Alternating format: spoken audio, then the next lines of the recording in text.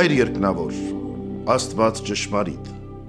որ առաքեցիր քո սիրելի որդուն մոլորյալ ոչխարից փնտրելու համար, մեղանչեցի երկնքի եւ քո առաջ,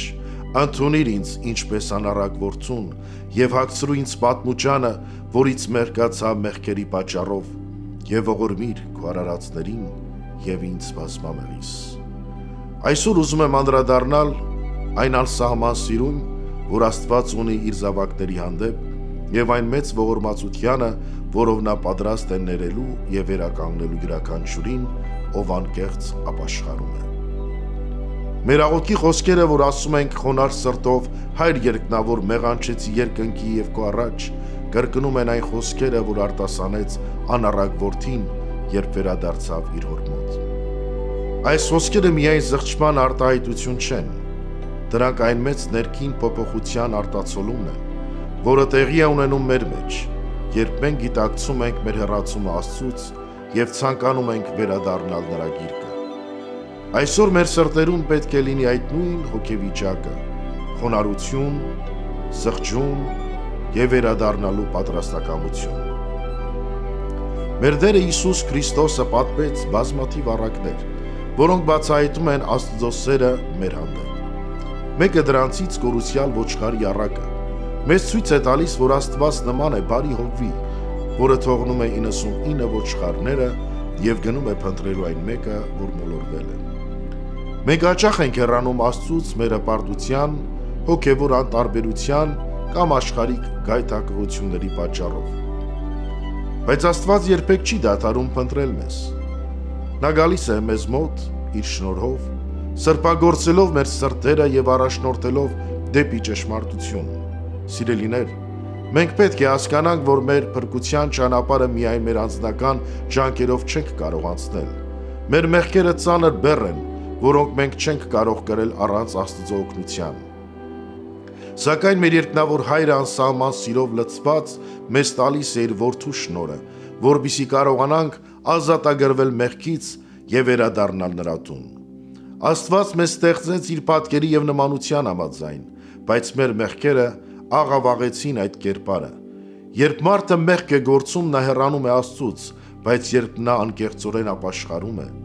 Աստված նրան նոր հնարավորություն է տալիս։ Հոգևոր կյանքում ամենակարևորը մեր հարաբերությունն է Աստծո հետ։ Այդ հարաբերությունը վերականգնվում է միայն զղջումով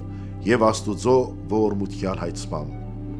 Մեր սրտերի ամենօրյա աղոթքը պետք է լինի Դավիթ մարգարեի խոսքերը. «Մաքուր սիրտ արար իրի մեջ, ով Աստված, եւ ուղիղ հոգի նորոգիր իմ ներսում»։ Այս խոսքերը մեզ հիշեցնում են, որ ապաշխարությունը միայն ափսոսանքի զգացում չէ, այն սրտի փոփոխություն է, որը բերում է նոր կյանք։ Մեր Տեր Հիսուս Քրիստոսը ցույց տվեց Աստծո անսահման ողորմությունը, երբ խաչի վրա իր վերջին խոսքերից մեկը դարձավ. «Հայր, ների նրանց, որովհետև չգիտեն, թե ինչ են անում»։ Եթե Աստված այդպիսի ողորմություն ունեցավ անգամ նրանց հանդեպ, ովքեր խաչեցին իրեն, ապա ինչպես չի ների մեզ, երբ մենք անկեղծորեն ապաշխարում ենք։ Մենք որպես քրիստոնյաներ պետք է սովորենք ընդունել Աստծո ողորմությունը եւ այն փոխանցել ուրիշներին։ Մեր կյանքը պետք է արտացոլի այն սերը, որպեսզի ուրիշներն էլ մեր վարքով ու խոսքերով տեսնեն Աստծո ներկայությունը։ Հաճախ մենք ընկնում ենք մեղքի մեջ եւ ուսահատվում ենք մտածելով, որ Աստված մեզ չի ների։ Բայց եկեք հիշենք այն մեծ ճշմարտությունը, որ մեր Հայրը միշտ սպասում է մեզ։ Ինչպես առակում անառակ որդու հայրը, որը հեռվից տեսավ իր որդուն եւ ազդեց նրան ընդառաջ։ Եկեք չհապաղենք վերադառնալ Աստծո տուն։ Եկեք չվախենանք զղջալ ու խոստովանել մեր մեղքերը, քանի որ հենց ապաշխարության միջոցով է բացվում Աստծո շնորհքի ճանապարհը։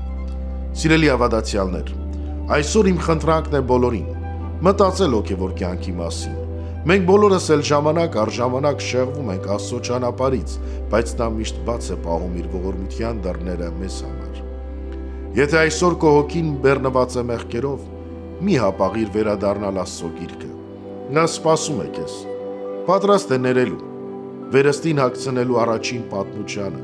որից մերկացար մեղքի պատճառով եւ նոր կյանք տալու։ Տեր ողորմիր ինձ, քանզի մեղանչեցի քո առաջ։ Ների ինձ, մաքրիր ինձ եւ առաջնորդիր դեպի քո արդարության լույսը։ Թող իմ սիրտը նորոգվի քո սիրով եւ իմ կյանքը լինի քո փառքի համար։ Թող մեր երկնավոր Հայրը շնորհի մեզ ապաշխարության հոգի, թող վերականգնի մեր սրտերը եւ տա մեզ Քրիստոսի խաղաղությունը։ Ամեն։